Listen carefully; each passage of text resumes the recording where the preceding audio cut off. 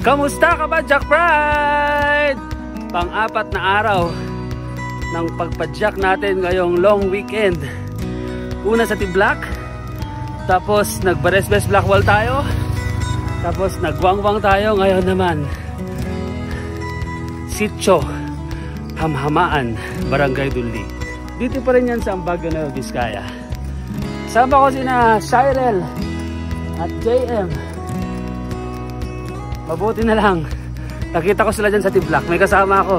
At nasa likod ko pa rin ang famosong Sea of Clouds dito sa Baguio. Ito ang gusto kong ipakita sa inyo, mga kapadyak, na tunawin dito sa Baguio, ang Sea of Clouds. Sobrang ganda. Umulan kasi kahapon, kaya yan ang makikita natin ngayong araw. Bike weather, mga kapadyak, grabe ang lamig. Ang lamig, kinikilaw ako. Woo! Hello! Itlog. Oh, di ba? Napaka-friendly ng mga tao dito. Lahat silang umingiti pag kinakawayan mo. Pag sinasabi mong hi, they say hello! Balik na po, balik na. Ayoko na. Ah, bakit? Ito nangyari? Ito na ba? Ayun na yung ahon na na-expect natin, Brad. Magandang bahay pa dito, oh. Mukhang rest house ito. Pero yan yung nag-aabang sa atin. Killer na ahonan. Jan jararan, jararararan. Ito na. Ito na yung sikong malupit. At ahon na nagagalit. Ito yung nakikita natin kanina doon, mga kapadyak. Whew. Sobrang tarik. Grabe. Cheryl, saka lang mo. Ginagawang patag na lang. Samantalang kami, linabas na yung alas namin. Di naman. Hirap. Ito yung matarik na daan. Paahon ng Sitio Hamhamaan. Napakahaba nito. Pero siyempre, gaya ng ginagawa natin, tsaga-tsaga, gapang-gapang, tahi-tahi. Kasi may hawak na camera sa isang kamay. One hand ahon, mga kapadyak. Paano ko raw ito nagagawa? Well, sabi ko, practice. Practice makes progress. Sea of Clouds.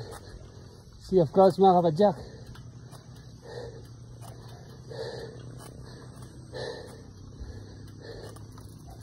Ganda, di ba? Ayun pa rin, may Sea of Clouds pa rin sa malayo. Mataas na to. Medyo mataas yung elevation. Ngayong araw ay All Souls Day, araw ng mga patay. Pero may nakausap akong taga Baguio kanina. Wala palang sementeryo dito sa Baguio. Kasi siyempre bundok, malayo. Kaya yung mga patay doon na lang nilibing sa tabing bahay. O kaya malapit sa kanilang bahay. May konting recovery dito, buti na lang. Tuloy-tuloy kasi naahon to. Ay, nakakapanghingal. Mga kamatis, mga kapadyak. Kilala ang Baguio bilang isang lugar na taniman ng mga gulay dahil sa magandang klima. May manipis na ulan nga eh. Pero bike weather definitely. Yun oh, kumusta naman kayo yan, mga brothers? Okay lang. Cyril. Goods na goods. JM. Sino ko kumustahin ninyo? Ay. Shout out kay mama, akala niya nasa bahay pa ako.